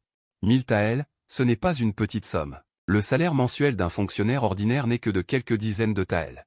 Même en une année, cela n'atteint pas 1000 taels. Mais Zhu Juiming ne montra aucune intention de baisser le prix, arborant plutôt un sourire satisfait. Bien que ces ministres ne soient pas corrompus, après tant d'années à la cour, ils avaient tous quelques économies. 1000 taels n'étaient qu'une goutte d'eau pour eux. Les ministres murmurèrent un moment, puis l'un d'eux s'avança. Lançant d'une voix forte, je propose 1500 taels. Pour la première place, chers collègues. Laissez-la moi. Tu rêves. Un autre ministre s'avança d'un pas. Moi, je propose 1600 taels. 1700 taels. Les ministres enchérirent tous. De l'autre côté, à l'est du grand empire Tang, au-dessus du pays d'Ongji, se dresse un empire. D'une superficie comparable à celle des Tang. Cet empire s'appelle Dazhou, et sa famille royale serait issue des vestiges de Xizu. Pendant une période de guerre, la famille royale de Xizu s'enfuit, prit les armes ici, occupa ce pays et le renomma Dazhou. À ce moment, dans le palais de Dazhou, l'empereur Jiwu lisait une lettre. Confectionnée en cuir fin. Son visage, d'une vingtaine d'années, était très jeune. La pression impériale sur lui était bien plus faible que celle du pilier, signe évident qu'il venait de monter sur le trône. C'était effectivement le cas, il régnait depuis moins d'1 an et avait un très mauvais contrôle sur la cour. Il avait donc un besoin urgent de prouver sa valeur pour mieux maîtriser la cour. Ayant appris que son pays touchait les légendaires Terre Tang, Il était bien sûr très intéressé, allant même jusqu'à vouloir lever une armée pour attaquer les Tang. Mais après avoir reçu les informations de ses espions infiltrés chez les Tang, son visage changea. L'actuel empereur des Tang, d'un génie et d'une stratégie remarquable, jouissait d'un prestige immense auprès du peuple et d'un contrôle absolu sur la cour. Les Tang sont-ils vraiment si puissants? L'empereur de Dazhou fut profondément choqué. D'après la lettre, l'actuel empereur des Tang avait aussi une vingtaine d'années, du même âge que lui. Le plus important était que cet empereur des Tang utilisait des méthodes extrêmement subtiles. Pour ce qui est des informations sur sa cour, les espions en rapportaient peu, mais les détails de la campagne des Tang contre le pays d'Ongji.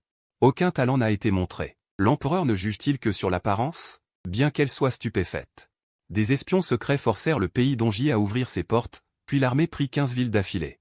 Il aurait pu directement anéantir le pays d'Ongji, mais l'empereur des Tang s'arrêta au dernier moment, suspendant la guerre, et gagnant ainsi le cœur de tout le peuple. N'est-ce pas là le véritable art d'un empereur? Un empereur qui retient son coup? Il semble que je suis encore trop faible. L'empereur de Dazhou fut profondément secoué. Et il admirait de plus en plus l'empereur de la grande dynastie Tang, voilà ce qu'était un véritable empereur.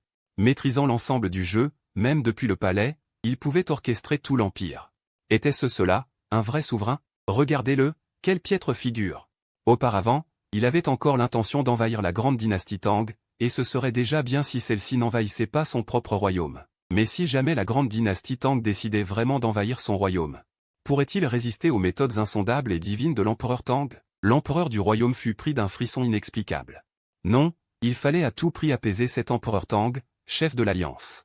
Qu'on appelle un émissaire. Que l'on transmette mon édite. Les eunuques du dehors entrèrent, s'agenouillèrent et dirent, « Nous saluons votre majesté. Veuillez transmettre votre édite. Envoyez un ambassadeur, porteur de présents, vers cet empire Tang récemment découvert, afin d'établir un pont d'amitié entre notre royaume et la grande dynastie Tang, et veillez à ce que tout soit cordial. Si vous provoquez la colère de l'empereur Tang, vous en subirez les conséquences. » L'eunuque resta complètement perplexe. Il prit rapidement l'ordre et partit. Après tout, quoi que l'empereur dise, il ne pouvait désobéir. Peu de temps après, dans le palais de la grande dynastie Tang, je contemplais les nombreuses piles de mémorandums devant moi. Fronçant les sourcils, ce nouveau pays s'appelait le royaume et avait même envoyé un ambassadeur, chargé de divers présents pour rendre visite à la grande dynastie Tang. Ce royaume était plutôt amical, mais je ne voulais pas de cette amitié. Ce que je voulais, c'était que cet empire du royaume déclare la guerre à la grande dynastie Tang. Je réfléchis attentivement. Quand cet ambassadeur arrivera, je l'humilierai jusqu'à la mort. Je suis sûr qu'une fois rentré, même l'empereur du royaume, si bon caractère soit-il, entrera dans une rage folle. Parfait. Voilà, c'est ainsi. Quand l'empire du royaume lancera ses troupes contre la grande dynastie Tang, je retiendrai la cour ici. Pour que la grande dynastie Tang subisse de lourdes pertes, et la valeur de la puissance nationale chutera à coup sûr. Alors, mon chemin du retour ne sera plus loin. À cette pensée, je fus tout excité et dis à l'eunuque Chou à mes côtés. Transmettez mon ordre, que les villes de toutes les régions surveillent constamment la position de l'ambassadeur du royaume. Quand l'ambassadeur du royaume arrivera, que tous les ministres se rassemblent dans la salle de la suprême harmonie. Oui, votre majesté. L'eunuque Chou obéit. Je regardais toujours les piles de mémorandums en dessous. Quand cet ambassadeur du royaume arrivera, s'il est humilié publiquement devant tous les ministres, je suis sûr qu'il ne le supportera pas. L'ambassadeur du royaume représente l'empereur du royaume. Une fois rentré, il poussera inévitablement l'empereur du royaume à lever une armée contre la grande dynastie Tang. Je me laissais encore aller à l'imagination, un certain temps passa. Quand l'ambassadeur du royaume atteignit la gare de poste, un cheval rapide arriva, et un général en armure noire regarda froidement le convoi du royaume et dit, « Vous êtes l'ambassadeur venu du royaume. » L'ambassadeur du royaume, tout déconcerté. « Respecté général de la grande dynastie Tang, nous sommes bien l'ambassadeur du royaume. Puis-je savoir quelle affaire vous amène ?» Le général en armure noire fit claquer son fouet. « Qui est le principal représentant parmi vous? Suivez-moi. Sa Majesté veut vous voir. » Après que les gardes et l'ambassadeur eurent échangé quelques détails, l'ambassadeur fut quelque peu surpris, ne s'attendant pas à ce que l'empereur Tang les convoque directement. Après avoir ajusté ses vêtements, il se rendit au palais avec le garde qui parlait la langue Tang. Peu après, tous les officiels civils et militaires furent rassemblés dans la salle de la suprême harmonie. « Sire, l'ambassadeur du royaume est arrivé. » Je me redressai légèrement et dis d'une voix calme, « Qu'il entre. » Bientôt, l'ambassadeur du royaume, accompagné de son garde, entra lentement dans la salle, mais alors qu'il arrivait au centre, sans avoir encore salué, je m'exclamai soudain, « Qu'on les saisisse. Qu'on emmène ces deux-là et qu'on les décapite. » Avoir osé entrer du pied gauche, c'est provoquer notre grande dynastie Tang. L'ambassadeur du royaume, ne comprenant pas la langue de l'empereur, resta perplexe, mais le garde comprit. et faillit tomber à genoux de peur. Il traduisit à l'ambassadeur du royaume. L'ambassadeur, l'esprit embrouillé, ne savait même plus s'il était entré du pied gauche ou du pied droit. À la parole de l'empereur, les officiels restèrent figés, mais les soldats de la garde impériale, eux, n'hésitèrent pas, et vinrent traîner les deux hommes, prêts à les emmener pour les décapiter. L'ambassadeur frémit de tout son corps. Le garde dit dans la langue du royaume, empereur de la grande dynastie Tang, « Je suis l'ambassadeur envoyé par le royaume. Vous ne pouvez pas me décapiter. » Le garde traduisit. Je jetai alors un mémorandum à terre. Paraissant très en colère, « Qui crois-tu être ?» L'ambassadeur du royaume allait parler. « Penses-tu que le royaume soit plus fort que la véritable grande dynastie Tang, et que nous n'oserions pas te décapiter ?» Le garde continua de servir d'interprète. L'ambassadeur du royaume voulut encore parler, mais les gardes impériaux derrière lui l'assommèrent avec le fourreau de leurs épées, prêts à l'emmener pour le décapiter. Cela me laissa stupéfait, « Non, ne l'assomme pas. » Je ne faisais que lui faire peur, j'allais crier, « Arrêtez !» mais c'était moi qui avais donné cet ordre. Je ne savais pas quel prétexte invoquer pour l'empêcher, ces officiers civils et militaires n'allaient-ils pas intervenir sous mon regard? Juge Wimin sembla enfin comprendre. Le roi des enfers s'avança et dit, « Je vous prie, votre majesté, d'y réfléchir à 3 fois. Même en temps de guerre entre deux pays, on n'exécute pas l'envoyé, sans parler du fait que les deux pays ne sont pas en guerre. Dans les moments critiques, les compagnons d'armes sont fiables. » Je poussai un soupir de soulagement, fis un geste de la main comme pour dire, « Compagnons d'armes. » Et, le Premier ministre a raison. Alors, relâchez-le. Pour l'instant, je lui pardonne. S'il récidive, pas de grâce. Les soldats de la garde impériale comprirent. Ils jetèrent l'envoyé du grand État par terre. Quand il reprit ses esprits, il vit l'empereur assis sur son trône élevé. Terrifié, il s'agenouilla et frappa le sol de son front, « Auguste empereur de la grande dynastie Tang, daignez me pardonner. Pardonnez mon ignorance des lois de la grande dynastie Tang. Je vous gracie cette fois. S'il y a une prochaine fois, que vous soyez ou non l'envoyé du grand État, vous serez exécuté, » dis-je d'une voix glaciale. L'envoyé du grand État essuya la sueur ruisselant sur son front, acquiesça en disant « Oui », puis remit la lettre officielle du grand État à un eunuque. Celui-ci la prit et apporta le rouleau de peau de bête devant moi. Devant moi, une multitude de caractères, la plupart disant que l'empereur du grand État souhaitait une paix perpétuelle entre les deux pays, ainsi que des échanges commerciaux, etc.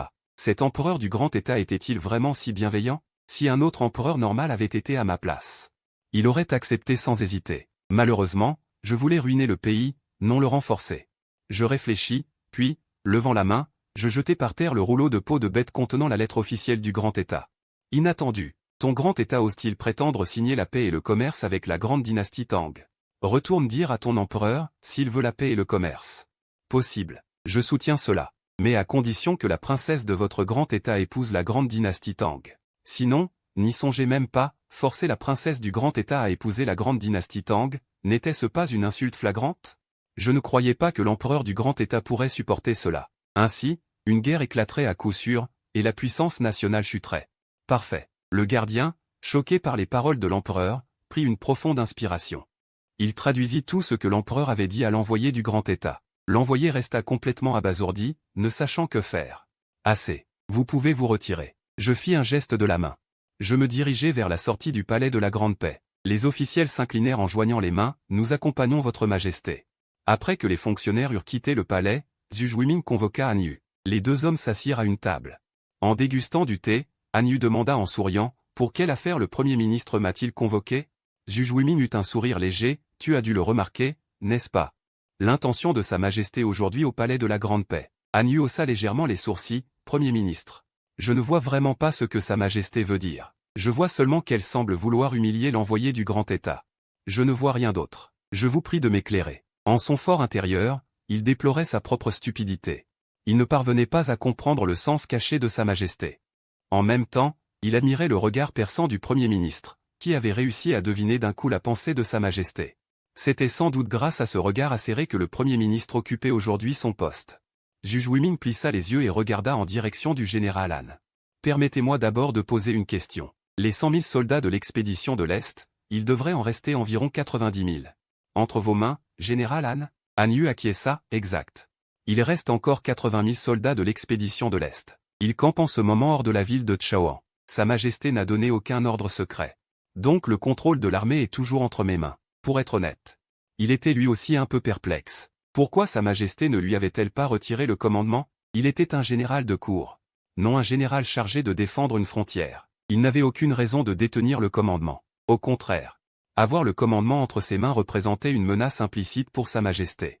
S'il avait incité les 80 000 soldats de l'expédition de l'Est à se rebeller, Sa Majesté aurait été en danger. Il était donc très curieux de savoir ce que pensait Sa Majesté. Avec le génie et la stratégie de Sa Majesté, il était impossible qu'elle ait oublié. Zhu Guimin sembla deviner la pensée de Han Yu, et dit en riant, « Pour ma part, je pense que c'est une marque de confiance que Sa Majesté vous accorde, Général Han. Aujourd'hui, le commandement des armées n'est pour la plupart pas entre les mains de Sa Majesté, les généraux sont souvent à l'écoute des ordres mais refusent de se soumettre. En vous confiant les 80 000 soldats, Sa Majesté vous donne un moyen de contrebalancer les généraux du royaume. En même temps, votre présence constitue une ligne de défense pour la ville de Chaoan. Sa Majesté a placé sa sécurité entre vos mains. » Il secoua la tête en s'asseyant sur le seuil. Cette immense confiance de l'empereur envers ses ministres, de tout temps. Pouvoir faire autant confiance à un ministre, cela ne se voit probablement que sous l'actuel empereur. Han Yu resta figé, pointant du doigt. Ses yeux s'embuèrent malgré lui. Il n'avait pas pensé à tout cela auparavant. Maintenant que Zhu Guimin l'avait éclairé, il comprit soudain tout. Oui, l'empereur lui confiait entièrement sa propre sécurité. Combien d'empereurs à travers les âges en auraient été capables? Même son ancêtre Han Xing, après la fondation du royaume de Han, avait été exécuté pour avoir offensé le roi de Han, Jihuo. Mais que dire de l'empereur actuel de Tang? Il lui remettait directement le pouvoir militaire et sa propre sécurité. Pour cette vie, Han Yu ne trahira jamais l'empereur. Han Yu fit secrètement ce serment dans son cœur. Zhu Guimin fit un geste de la main et dit, « Bon, assez parlé de cela. Cette fois, il s'agit de l'affaire de l'émissaire de Zhou. Actuellement, les intentions de Zhou sont floues, on ne sait pas quel jeu il joue. L'empereur en a également pris conscience. Il l'a très clairement montré au palais Taï, il veut encercler et comprimer l'empire Zhou. Le Tang actuel est incapable de soutenir une guerre. L'empereur l'a probablement compris aussi. Il a donc fait marche arrière. En utilisant divers moyens pour intimider l'émissaire de Zhou, il cherche à donner l'impression que l'empire Tang a l'intention d'envahir Zhou. Mais il manque encore un peu de sel. En tant que ministre, il est naturel que nous complétions les intentions de l'empereur. Demain, vous emmènerez l'émissaire de Zhou visiter l'armée d'expédition de l'Est pour montrer la puissance militaire de notre Tang. Souvenez-vous. Il faut à tout prix que l'émissaire de Zhou sente que le Tang est inviolable. Le lendemain matin, à l'extérieur de la ville de Chaoan, à l'entrée du camp de l'armée d'expédition de l'Est en banlieue, Han Yu conduisit l'émissaire de Zhou, accompagné de quelques soldats et du garde-interprète. L'émissaire de Zhou, très étonné, dit, « Général Tang, pourquoi m'emmènes-tu au camp militaire ?»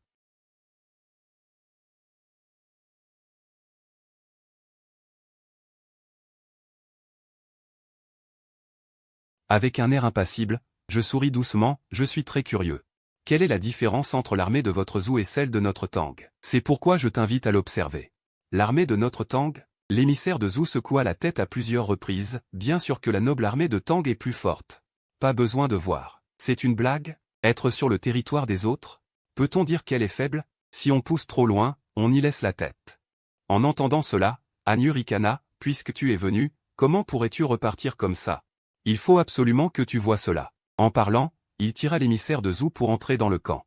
L'émissaire de Zhou ne pouvait absolument pas refuser, mais juste avant de franchir la porte du camp, il s'arrêta net. Han Yu se retourna pour regarder l'émissaire de Zhou, ne sachant pas encore quelle manigance cet homme allait faire. L'émissaire de Zhou regarda ses pieds. Après avoir confirmé qu'il avait d'abord posé le pied droit, il poussa un grand soupir de soulagement. Han Yu, voyant l'attitude de l'émissaire de Zhou, sembla faire un lien et ne put s'empêcher de sourire, si je te disais que pour rencontrer l'empereur, il faut entrer dans la salle avec le pied droit, et pour entrer dans un camp militaire, il faut entrer avec le pied gauche, serais-tu agréablement surpris? Le visage de l'émissaire de Zhou pâlit aussitôt. Il trembla et dit, « Général Tang, ne te moque pas de moi. » Il avait vraiment peur de cette étiquette du Tang. Bon sang, quelle étiquette débile inventée par les hommes. C'est une blague. Je m'ennuyais un peu, je te fais juste une farce. Ah. Han Yu semblait s'être bien amusé, il entra dans le camp en riant aux éclats. L'émissaire de Zhou ne put que hocher la tête et suivre Han Yu dans le camp. À peine venait-il d'entrer qu'ils ressentirent une atmosphère inhabituelle dans le camp. Comment dire? Très calme, d'un calme presque étrange. Un camp militaire habité par des soldats, pouvant être si silencieux, était également assez terrifiant. Han Yu, sans se retourner, dit d'un ton calme, émissaire de Zhou, es-tu curieux de savoir pourquoi le camp est si silencieux? Regarde donc droit devant. Il pointa du doigt droit devant. L'émissaire de Zhou suivit la direction indiquée. Au loin, des rangées de soldats en armure noire se tenaient immobiles. Ceux devant tenaient des boucliers. Derrière les boucliers, des soldats brandissaient des lances, et tout au fond se tenaient des archers. Tous ces soldats ne bougeaient pas d'un pouce. Tels des statues, mais une aura invisible de tuerie se dégageait. Des soldats d'élite. Dès que l'émissaire de Zhou vit ces soldats, il les évalua intérieurement. Cette armée était indubitablement composée de soldats d'élite. La férocité dans leurs yeux ne pouvait être feinte. À cet instant, l'émissaire de Zhou. Que les soldats montrent bien la magnificence de notre Tang, dit Anu en souriant.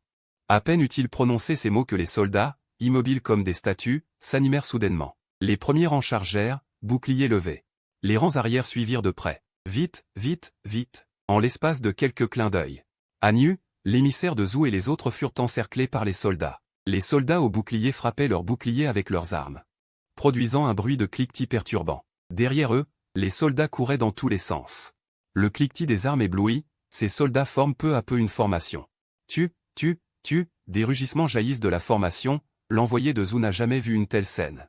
Son visage devient livide, il recule de plusieurs pas en titubant, manquant de perdre l'équilibre. Seul Anu reste calme, comme s'il ne ressentait aucune pression autour de lui. Digne général de la grande dynastie Tang.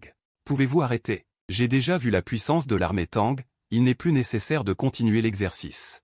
L'envoyé de Zhou dit d'une voix tremblante. Anu sourit et lève la main. Au moment où il lève la main, l'armée qui continuait sa formation s'arrête immédiatement. Il se rassemble à nouveau, respectueusement exécuté. L'envoyé de Zhou ressent profondément la puissance de cette armée. Bien, l'exercice s'achève ici. Les soldats peuvent continuer leur entraînement. Anu donne une instruction, puis quitte le camp avec l'envoyé de Zhou et ses hommes. Après avoir quitté le camp, le visage de l'envoyé de Zhou s'améliore un peu, mais il semble sur le point de vomir à tout moment. Ça va, demande Anu avec un sourire en coin. L'armée de la campagne de l'Est revient du champ de bataille. Son aura meurtrière n'est pas faible. Pour quelqu'un comme l'envoyé de Zhou qui n'a jamais vu une telle aura. La rencontrer pour la première fois, rester debout est déjà un bon résultat. Ça va, je vais bien. L'envoyé de Zhou secoue la tête et demande, puis-je demander au général Tang, à quel rang se classe une telle armée? Dans l'Empire Tang, Anu réfléchit un moment, cette armée n'a été entraînée que depuis moins d'un mois, qu'en pensez-vous? L'envoyé de Zhou en a le souffle coupé. Entraîné depuis moins d'un mois est déjà une telle puissance. Est-ce donc là la véritable force de l'Empire Tang, si amateur de guerre? Anu sourit en voyant son expression, et propose d'escorter l'envoyé de Zhou jusqu'à la capitale Chaoan. Mais l'envoyé de Zhou refuse, déclarant pouvoir rentrer seul, et demande à Anu de transmettre à l'empereur Tang qu'il se prépare à retourner à Zhou. Il a vraiment peur. L'Empire Tang est un pays démoniaque, non seulement amateur de guerre, mais aussi doté d'une armée si puissante. Le plus effrayant est sa législation. Si possible, il ne voudrait jamais revenir au Tang de sa vie. La nouvelle du départ de l'envoyé de Zhou est rapportée à l'eunuque Shu. Où en est la sélection des concubines? L'eunuque Shu se frappe la tête. Regardez ma pauvre mémoire, j'avais presque oublié. Votre Majesté. Le chancelier est déjà venu, disant que les 50 femmes de Chaoan ont été choisies. Il ne reste plus qu'à votre Majesté à procéder à la sélection. Je hoche légèrement la tête, alors, faisons-le maintenant. Procédons à la sélection. Comme ordonné par votre Majesté. L'eunuque Shu hâte de hocher la tête. Écrit vers l'extérieur, décret impérial. Se rendre au jardin impérial. L'empereur se rend au jardin impérial pour la sélection des concubines. La nouvelle se répand. Les 50 candidates attendant hors du palais. La liste de sélection de Chaoan. L'eunuque Shu s'avance. Et me remet un mémorandum. Je le prends et y jette un coup d'œil. Il ne contient que les noms des candidates. Ainsi que leur talent et origine. Je n'ai fait que le parcourir, sans vraiment lire. Car ce que je veux, c'est un harem vaste, épuiser le trésor public, et si possible, semer le chaos. Bien sûr, si cela peut affecter la sécurité du pays, ce serait encore mieux. Ces candidates seront toutes acceptées. Plus il y a de monde, plus facile sera le désordre. Je déclare que la sélection peut commencer maintenant. Je pose le mémorandum sur la table à côté de moi et donne l'ordre. L'eunuque Shu hoche la tête. Se retire pour transmettre l'ordre de l'empereur. Peu après, sous la conduite d'un eunuque. Une femme vêtue d'une robe bleue s'avance au centre de l'espace. Elle prend la parole. Votre sujette salue votre majesté. Je m'appelle Zujin, et mon père se nomme Zuj. Avant qu'elle n'ait fini, une voix calme se fait entendre, acceptée. Peut entrer au palais. Les deux eunuques s'avancent pour l'emmener hors de la scène. Zujin reste figée. C'est tout? Elle n'a rien exécuté. Tous les talents n'ont pas encore été montrés. Est-ce que l'empereur ne regarde que l'apparence? Elle reste figée, certes, mais elle reste figée. Elle suit les eunuques hors de la scène. Si l'empereur dit accepter, vous ne pouvez pas insister. Je ne veux pas encore être accepté, je veux montrer mes talents. Après le départ de Zujin, une autre femme entre. Je lève simplement la tête pour voir son visage, puis hoche la tête et dis accepter. Les deux servantes tenant des parasols jaunes clignent des yeux, surprises. Il voulait tant demander à l'empereur s'il pouvait participer à la sélection. Un après-midi passa rapidement. Bientôt arriva la dernière candidate de la sélection. Enfin, c'était presque fini. Un eunuque amena la dernière candidate. Ses yeux brillaient d'un éclat froid et glacial. Mais elle faisait bonne figure. Arrivée sur scène, elle s'agenouilla immédiatement et s'écria. « Candidate, salut votre majesté. Que votre majesté vive 1000 ans. Oh, attends. Que as-tu dit ?» Je fronçai les sourcils et me levai brusquement. Je la regardai froidement. Encore une qui me souhaite une longue vie. Bon sang. Avoir plus de 200 ans de vie, ce n'est pas assez contrariant? J'essaie d'oublier. Que j'ai encore plus de 200 ans à vivre. Cette femme doit encore le rappeler, rouvrir mes blessures. Tu te crois trop important, non? La candidate resta figée, ne sachant quoi faire. Tu es éliminé. Je laissai ces mots froids et me retournai pour partir. Qu'on appelle les gardes. Que les soldats de la garde suivent vite et protègent sa majesté. L'eunuque Chou resta sur place, dirigeant tout. La candidate, jusqu'à son expulsion du palais, était complètement perplexe. Elle ne comprenait pas ce qu'elle avait fait de mal. Cette nuit-là, dans une cour de la ville de Chaoan, la candidate expulsée y rencontra plusieurs hommes. « Mademoiselle, avez-vous été éliminée ?» demanda l'un d'eux. « Oui, cet empereur, on ne sait pas quelle mouche l'a piqué. » dit la candidate en serrant les dents. « Il est complètement perdu. Il a été éliminé. » Une femme d'une grande ville parmi une région, son père étant mort de maladie. Alors qu'elle se rendait dans une région, elle voulait se venger de l'empereur en semant le chaos dans le harem. Grâce aux relations laissées par son père, elle avait participé à la sélection. Mais elle fut éliminée immédiatement. Le garde rit amèrement, « Mademoiselle. Votre défunt père disait que l'empereur actuel est d'un talent exceptionnel, d'un regard perçant. Et nous conseillait de ne pas chercher vengeance. Peut-être que l'empereur a déjà deviné votre identité. Et par égard pour votre père, il a délibérément choisi de vous laisser partir. » La candidate, entendant cela, laissa voir sur son joli visage une lueur de regret. Serrant les dents, elle dit « Je ne me résigne pas. Je ne peux pas accepter de perdre cette occasion. Peut-être que l'empereur a simplement vu que je ne convenais pas sous d'autres aspects. Et non qu'il a deviné mon intention. L'empereur n'est pas un dieu. » Le garde rit amèrement. « Mademoiselle, l'expédition de l'Est des Tang, c'est l'empereur actuel. Qui, par des moyens insondables, a placé des espions dans la passe de l'Aigle Céleste et a imperceptiblement détruit Dongibo. Assurant ainsi la victoire. L'empereur actuel est vraiment comme un dieu. Quant à cette vengeance, il n'a aucune confiance. La réputation de l'empereur lui enlève toute envie de résister. Surtout ces derniers temps, chaque geste de l'empereur a prouvé sans aucun doute son talent. L'image de l'empereur en monarque éclairé est déjà profondément ancrée dans le peuple, y compris en lui-même, qui éprouve de la crainte envers l'empereur. Mais la candidate insistait. Non, quoi qu'il arrive, je dois encore essayer. Les gardes échangèrent des regards, impuissants. L'un d'eux dit. Mademoiselle, que comptez-vous faire maintenant? Vous avez déjà été éliminée de la sélection. Les yeux de la candidate brillaient d'un éclat froid et glacial. Elle dit lentement. Après la sélection, les candidates rentrent toutes chez elles. Je veux utiliser de l'argent pour remplacer une candidate. Je me souviens que certaines candidates viennent du peuple. Les gardes eurent le cœur serré. Le plan de mademoiselle était déjà un crime capital, mais ce n'était qu'un projet. Pas encore réalisé. Remplacer une candidate, c'est un véritable crime. Une fois découvert, ce serait considéré comme un défi à l'autorité impériale, entraînant l'exécution de toute la famille. Une eunuque, voyant cela, s'agenouilla rapidement et dit. Votre Majesté, les Tang nous insultant, notre grand État, comment votre Majesté peut-elle le supporter? Elle pensait que l'empereur du grand État devait être rempli d'une colère infinie. Elle n'avait qu'à en profiter pour suggérer que l'empereur laisse éclater sa colère. Ainsi, peut-être que plus tard, l'empereur, se souvenant de sa compréhension, élèverait un peu son rang et sa position. C'était aussi le cas. L'empereur du grand État, aux traits sombres, était d'une humeur glaciale. Une colère dévastatrice bouillonnait en lui, et il interrogea l'envoyé d'un ton dur. L'empereur de la Grande Tang chercherait-il à déclencher une guerre entre nos deux nations? Une colère dévastatrice bouillonnait en lui. Il interrogea l'envoyé d'un ton dur, l'empereur de la Grande Tang. Veut-il provoquer une guerre entre nos deux pays? L'envoyé de Dazou tremblait légèrement de peur. Majesté, Majesté, Majesté. Majesté, Majesté, Majesté. Majesté, Majesté, Majesté. Majesté, Majesté, Majesté. Majesté, Majesté, Majesté. Majesté, Majesté, Majesté. Majesté, Majesté, Majesté. Majesté, Majesté, Majesté. Majesté, Majesté, Majesté. Majesté, Majesté, Majesté. Un ministre estimait que l'empereur de la Grande Tang nourrissait probablement de mauvaises intentions envers Dazou, mais qu'il manquait d'un prétexte officiel. Aussi voulait-il que Dazou attaque la première. Jiwoo sentit ses pupilles se contracter brusquement. Il fit soudain le lien avec tout ce que l'empereur de la Grande Tang avait fait auparavant. L'empereur de la Grande Tang excellait à manœuvrer sous le ciel. Et si cette fois, c'était aussi un stratagème de l'empereur de la Grande Tang? Il y avait 9 chances sur 10. Lui-même n'était même pas un adversaire à la hauteur.